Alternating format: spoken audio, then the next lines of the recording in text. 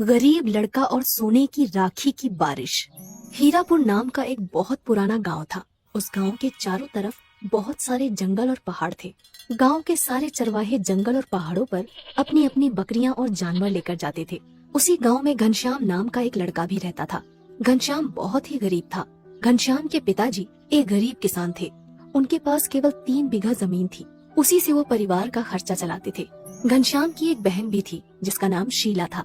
घनश्याम ने अपने घर में 2 बकरियों को पाल रखा था। वो दोनों बकरियों को लेकर रोज पहाड़ पर जाता था। दोनों बकरियां दिन भर पहाड़ों पर घास और हरी हरी पत्तियां खाती थी और घनश्याम पेड़ की छांव में बैठकर सोता रहता था। एक दिन घनश्याम पहाड़ के ऊपर बकरियां चरा रहा था। तभी अचानक जोर की बारिश होने लगती है। पहाड़ के ऊपर एक बहुत पुराना माता का मंदिर था जो खंडर हो चुका था। घनश्याम अपनी दोनों बकरियों को लेकर मंदिर में छुप जाता है और बारिश के रुकने का इंतजार करने लगता है। पर शाम हो जाती है लेकिन बारिश बंद नहीं होती। घनश्याम कहता है, हे भगवान, बारिश तो रुकने का नाम ही नहीं ले रही है। अब मैं क्या करूं? अगर पानी में भीग गया तो बीमार पड़ जाऊंगा और मेरे पास तो दूसरे कपड़े भी नहीं हैं। घनश्याम बहुत गरीब लड़का था। उसके पास केवल एक जोड़ी कपड़े थे। उसी से वो अपना काम चलाता था और इस तरह बारिश बंद होने का इंतजार करते करते रात हो जाती है। खंडर हो चुके मंदिर के अंदर बहुत सारी लताएं लगी हुई थीं। घनश्याम पेड़ की लताएं तोड़कर अपनी दोनों बकरियों को मंदिर के अंदर बांध देता है और वहीं नीचे जमीन पर लेट जाता है। थोड़ी देर बाद घनश्याम को नींद आ जाती है और वो सो जाता है। रात में घनश्याम एक सपना देखता है। बारिश का महीना शुरू हो चुका था। एक दिन घनश्याम के पिताजी घर में घनश्याम से कहते हैं, बेटा घनश्याम, बारिश शुरू हो चुकी है और अभी तक खेतों में बुआई नहीं हुई है। घर में कुछ पुराने बीज रखे हैं, तो मेरे साथ खेत पर चलो, हम दोनों मिलकर बुआई कर देंगे। लेकिन पिताजी, दोनों बकरियां सुबह से भूखी हैं और उन्हें लेकर जंगल में भी तो जाना है। तब घनश्याम के पिताजी कहते हैं, आज बकरियां चराने शीला चली जाएगी, तुम मेरे साथ खेत पर चलो। घनश्याम अपने पिताजी की बात मान लेता है और इसके बाद दोनों बाप बेटे बीज लेकर खेत की तरफ चल पड़ते हैं। रास्ते में चलते हुए घनश्याम के पिताजी घनश्याम से कहते हैं, बेटा, कुछ दिनों बाद रक्षाबंधन का त्योहार आने वाला है। हर बार की तरह इस बार भी रक्षाबंधन का त्योहार ऐसे ही निकल जाएगा।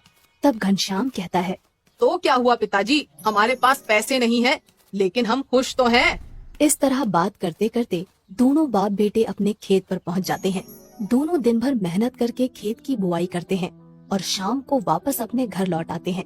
घर पहुंचते ही घनश्याम के पिताजी आवाज लगाते हैं, शीला, अरे ओ शीला, बेटा एक गिलास पानी तो लाना। लेकिन अंदर से कोई जवाब नहीं आता।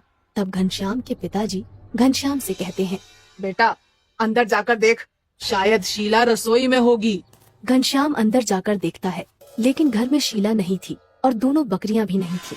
घनश्याम तुरंत दौड़कर बरामदे में आता है और पिताजी से कहता है, पिताजी, शीला अभी तक जंगल से बकरियां लेकर नहीं आई है और थोड़ी देर में रात होने वाली है। मैं जंगल जाकर देखता हूँ। जाओ बेटा, लेकिन जल्दी आ जाना।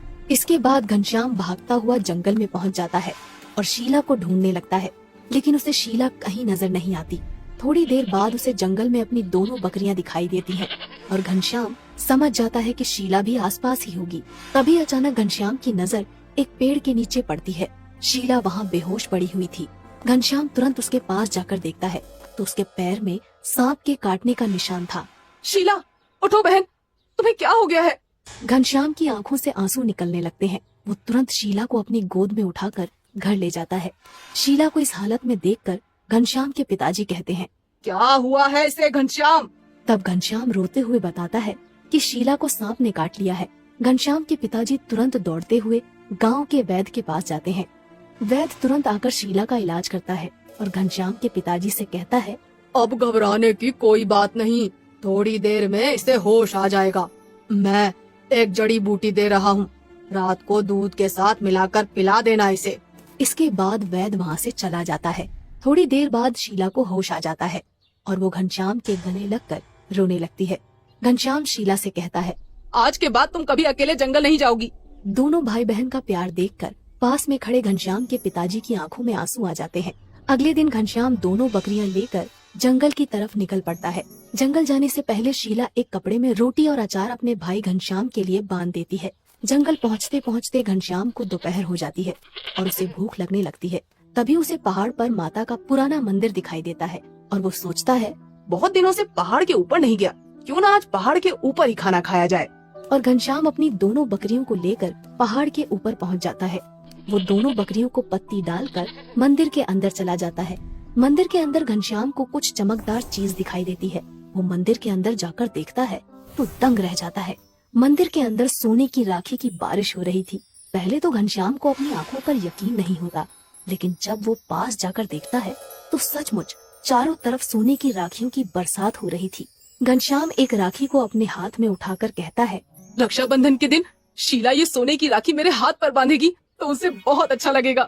इसके बाद घनश्याम अपनी शर्ट उतारकर बहुत सारी सोने की राखियां उसमें बांध लेता है और वापस अपने घर आ जाता है। घनश्याम को देखते ही शीला कहती है, अरे भैया, आज इतनी जल्दी वापस आ गए और बकरियां कहाँ पर है? तब घनश्याम थोड़ा हकलाते हुए कहता है, अरे वो शीला, मैं घनश्याम सोच में पड़ जाता है कि शीला को सब कुछ बताऊं या नहीं, लेकिन शीला के लगातार पूछने पर घनश्याम उसे सारी सच्चाई बता देता है। घनश्याम पोटली खोलकर शीला को सोने की राखियां दिखाता है। इतनी सारी सोने की राखियां देखकर पहले तो शीला को यकीन नहीं होता, फिर वो घनश्याम से कहती है, भैया, मेरे पास एक आइडिया है। रक्षाबंधन के दिन हम लोग बाजार में सोने की राखियों वाली दुकान लगा लेंगे, इसमें हमें बहुत पैसा मिलेगा। तब घनश्याम कहता है, तुम बिल्कुल सही कह रही हो बहना, हम ऐसा ही करेंगे। थोड़े दिनों बाद रक्षाबंधन आ जाता है और घनश्याम बाजार में अपनी दुकान लगा लेता है। सोने की राखियां बाजार में बहुत महंगी बिकती हैं और घनश्याम ढेर सारा पैसा कमा लेता है। ये त्योहार घनश्याम और उसके परिवार का सबसे अच्छा त्योहार था।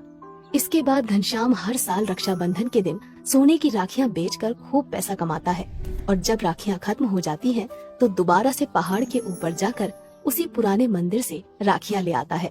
इसी तरह सोने की राखी वाली बारिश से घनश्याम बहुत अमीर आदमी बन जाता है और वो अपने पिता और बहन के साथ खुशी खुशी रहने लगता है। तभी अचानक घनश्याम की नींद खुलती है। सुबह हो चुकी थी और बारिश भी बंद हो चुकी थी। घनश्याम अंगड़ाई लेते हुए कहता है, क्या था? सोने की राखी की बारिश? काश ऐसा हो जाए।